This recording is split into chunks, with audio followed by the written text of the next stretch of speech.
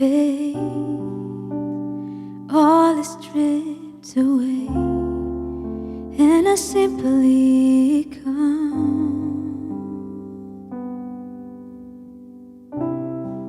I'm longing just to breathe something that's of worth that will bless your heart. I'll bring you more than a song, for a song in itself is not what you have required. You search much deeper within, through the way things appear. You're looking into my heart. I'm coming back to the heart of worship, when it's all about you. It's all about you, Jesus. I'm sorry, Lord, for the things I've made it. When it's all about you, it's all about you, Jesus. Oh, it's all about you.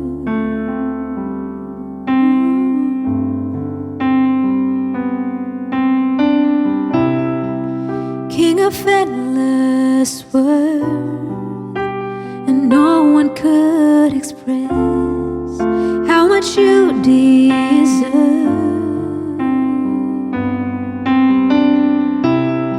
And though I'm weak and poor, and all I have is yours, every single breath, I'll bring you more than a song, for a song in itself, it's not what you have required. Search much deeper within, from the way things appear. You're looking into my heart. I'm coming back to the heart of worship, when it's all about you. It's all about you, Jesus. I'm sorry, Lord, for the things I made it. When it's all about you, it's all about you, Jesus. I'm coming back to the heart of worship, when it's all about you. It's all about you, Jesus. I'm sorry, Lord, for the things I've made it. When it's all about you, it's all about you, Jesus. Oh, it's all about you. All about you. It's all about you.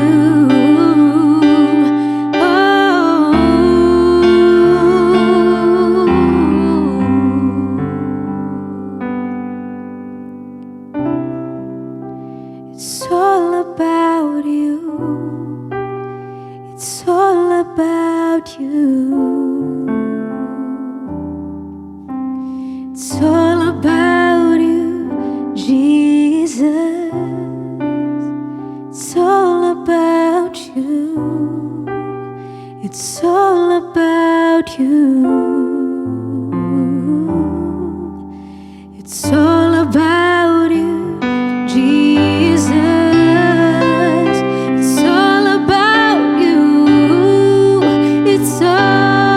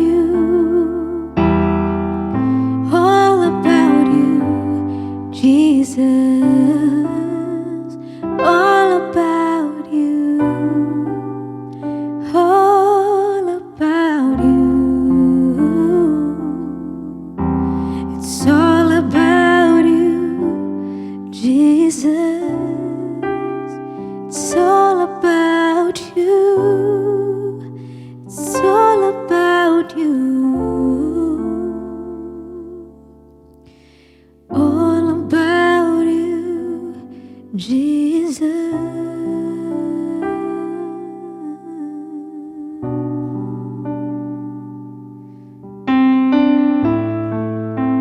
All about you, Lord. So here I am to worship. Here I am to bow down. Here I am to say that you're my God. You're altogether lovely, altogether worthy, altogether wonderful to me. Here I am to worship, here I am to bow down, and here I am to say that you're my God. You're altogether lovely, altogether worthy, altogether wonderful to me. You're altogether wonderful to me. You're altogether wonderful to me.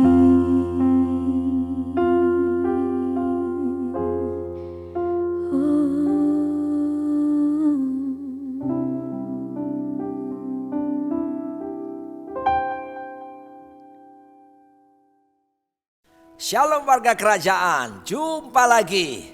Dan senang sekali bisa berjumpa dengan Anda semuanya. Apalagi kita sedang belajar bersama-sama dan kita melihat kebenaran firman Tuhan. Yesus berkata, barang siapa mengetahui kebenaran akan memerdekakannya. Dan tema bulan ini di seluruh Rock International Ministry, kita sedang membahas tentang biji sesawi, the mustard seed.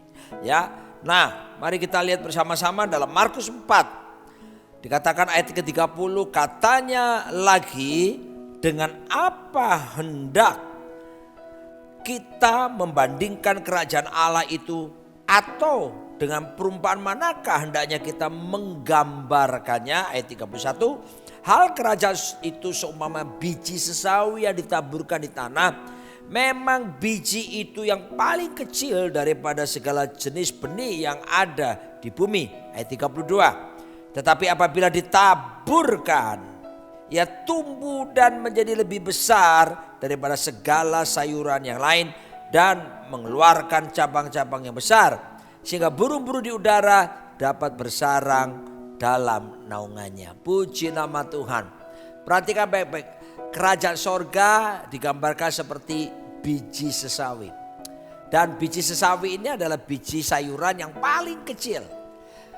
Kalau Anda usia-usia saya, dulu sekolah kan diajarkan menulis halus. Makanya orang-orang sekarang itu tulisannya lebih baik daripada anak-anak milenial. Karena anak-anak milenial tidak ada mata pelajaran menulis halus. Tapi siapapun kita, coba Anda bayangkan Anda membuat titik dalam tulisan tersebut. Titik itu kan, tanda baca titik itu gak besar. Demikian pula biji sesawi itu seperti satu titik itu, kurang lebih 1 milimeter. Tetapi ketika dia jatuh ke tanah, ditaburkan ke tanah, dan tentunya biji itu akan mati, lalu kemudian terpecah, mati, dan kemudian baru ada menyentuh tanah dan air, lalu dia mengalami pertumbuhan. Nah, dan ketika mengalami pertumbuhan yang luar biasa adalah bisa menjadi satu pohon yang besar. Jangan bayangkan sesawi model sesawi kita Indonesia ini, biji sesawi ini bisa jadi pohon sayuran yang tingginya sampai 3 meter. Artinya apa? Berlipat kali ganda dari 1 mm menjadi 3000 mm. Wow, kelipatan yang luar biasa bukan? Tapi bagaimana itu mungkin bisa terjadi? Perhatikan baik-baik. Belajarlah untuk kita mengalami setia pada perkara yang kecil. Nah, langkah 10.000 selalu dimulai dengan langkah yang pertama. Sesuatu yang besar tidak akan terjadi tanpa kita pernah dipercayakan untuk setia kepada perkara-perkara yang kecil. Dan yang luar biasa menariknya adalah biji tersebut, ini sebetulnya kalau perumpamaan dengan biji-bijian khususnya, Tuhan Yesus mengatakan di bagian Alkitab yang lain bahwa ini seperti merupakan misteri daripada kerajaan surga. Memang merupakan rahasia bagi banyak orang pada waktu zaman Yesus, tapi hanya disingkapkan kepada murid-muridnya. Ada pesan khusus buat setiap kita, jangan hanya sekedar jadi jemaat biasa, jadilah murid Kristus.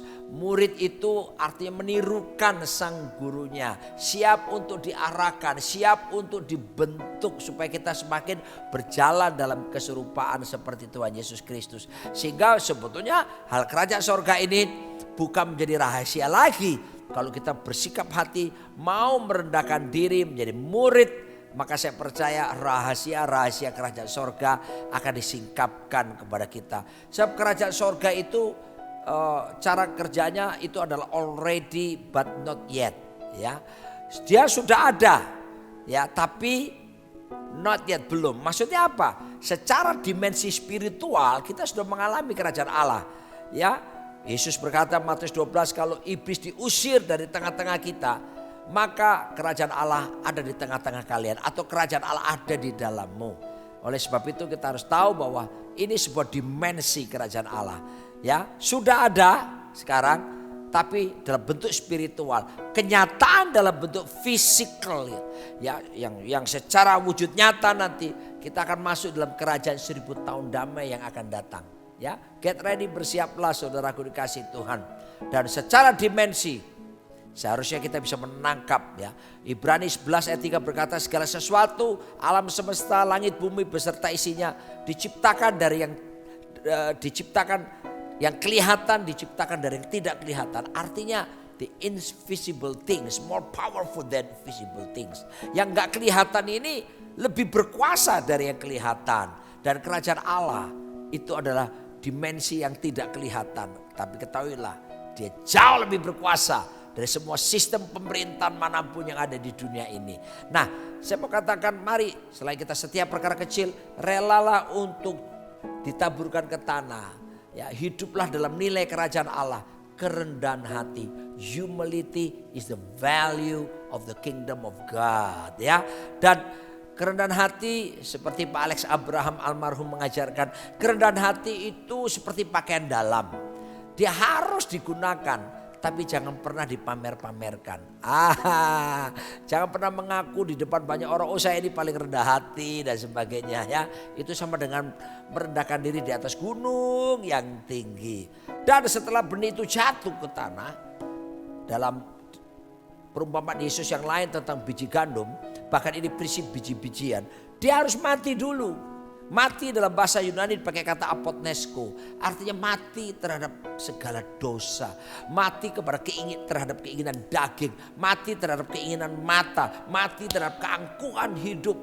Wow, setiap orang yang mau mengikut Kristus harus sangkal diri dan pikul salib setiap hari. Ada lagu berkata, ku telah mati dan tinggalkan cara hidupku yang lama. Perhatikan, mari kita minta anugerah Tuhan, berdisiplin diri untuk kita rela mati menyalibkan daging kita, keinginan mata kita, keangkuhan hidup kita. Dan disitulah akan terjadi pertumbuhan yang luar biasa sampai biji sesawi ini menjadi pohon 3 meter. Saya tidak bisa bayangkan kalau kita menggunakan prinsip kerajaan Allah ini, semua kita akan dipakai Tuhan secara luar biasa. Karena di dalam diri kita telah diinvestasikan, yaitu talenta, potensi, karunia-karunia yang luar biasa. Tapi belajarlah setia kepada hal-hal yang kecil, setia dari hal yang kecil lebih dulu. Nah, sesudah itu kita bisa melihat firman Tuhan. Tanah merupakan atmosfer pertumbuhan yang baik bagi biji sesawi. Sama, kita akan mengalami pertumbuhan rohani kita kepada kedewasaan dalam Kristus kalau kita hidup dalam atmosfer yang tepat. Pertama, atmosfer itu adalah bicara tentang misalnya adalah komunitas. Kita perlu berkomunitas sebab Allah kita adalah Allah yang berkomunitas. Mari kita bersama-sama. Hanya Tarsan yang bisa hidup sendirian, ya. Dan mari kita bangun komunitas, sel group, komsel.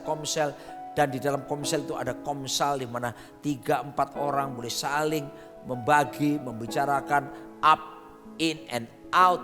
Dan kita bisa saling memuridkan menjadi murid-murid yang sejati dan siap dimuridkan melalui komsel, bahkan komsal yang ada.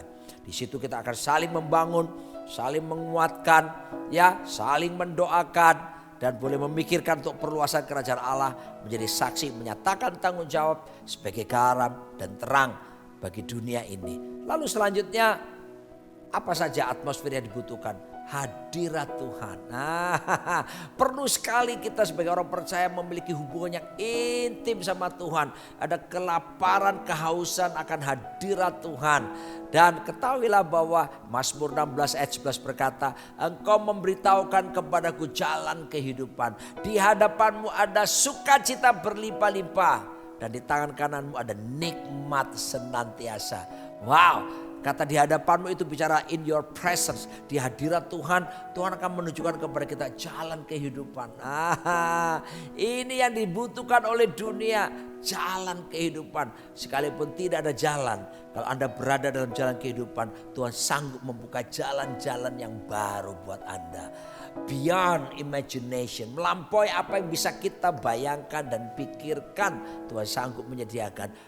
Bahkan tidak ada jalan, pasti Tuhan bisa sanggup memberikan jalan yang baru bagi setiap kita. Tapi juga di hadapan hadirat Tuhan ada sukacita berlimpah-limpah. Hati yang gembira, obat yang manjur, bukan? Dan hidup dalam sukacita itu akan mempengaruhi orang lain. The joy of the Lord is your strength. Sukacita daripada Tuhan menjadi kekuatan kepada setiap kita. Haleluya. Dan kemudian atmosfer itu hadirat Tuhan dikatakan bahwa akan Tuhan berikan nikmat senantiasa, pleasure, kesenangan, kenikmatan. Ada karunia yang Tuhan berikan kita, karunia menikmati. Banyak orang bisa punya harta banyak tapi tidak punya karunia menikmati. Kalau kita bergaul dengan Tuhan dalam atmosfer kerajaan sorga, hadirat Tuhan, maka ada karunia menikmati itu apa saja yang Tuhan sediakan bagi setiap kita. Sehingga kita dipenuhi dengan limpah ucapan syukur dalam hidup setiap kita. Jadi perhatikan, belajar ikuti cara kerjanya, tidak ada yang instan. Semua harus berproses. Sabar dalam susah sukamu. Sabar dalam proses kehidupanmu. Biji itu baru bertumbuh sampai sewaktu menjadi 3 meter. Sabar dalam proses-proses kehidupan.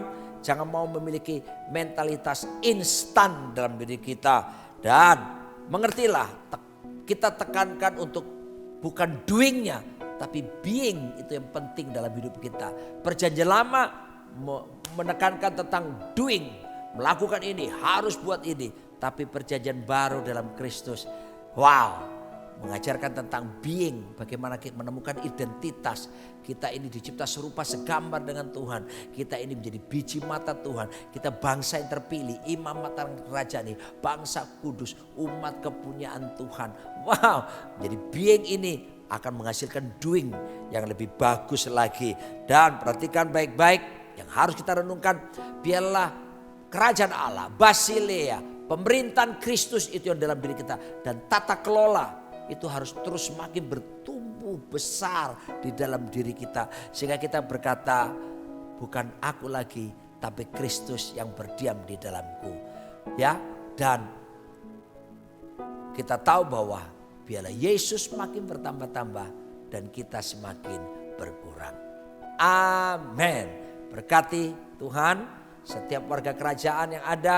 Ajar kami untuk belajar seperti Engkau, rendah hati, lemah lembut dan rendah hati. Ajar kami Tuhan untuk berani menyalipkan segala bentuk keinginan mata, keinginan daging dan keangkuhan hidup kami. Belajar kami untuk Tuhan setia dalam proses dan tidak punya mentalitas instan. Dan kami percaya Tuhan, ketika kami menerapkan firman-Mu ini, maka kami akan semakin bertumbuh dewasa. Kerajaan-Mu berkuasa penuh dalam hidup kami. Dan Kau percayakan kami untuk memerintah bersama dengan Tuhan Yesus Kristus. Amin.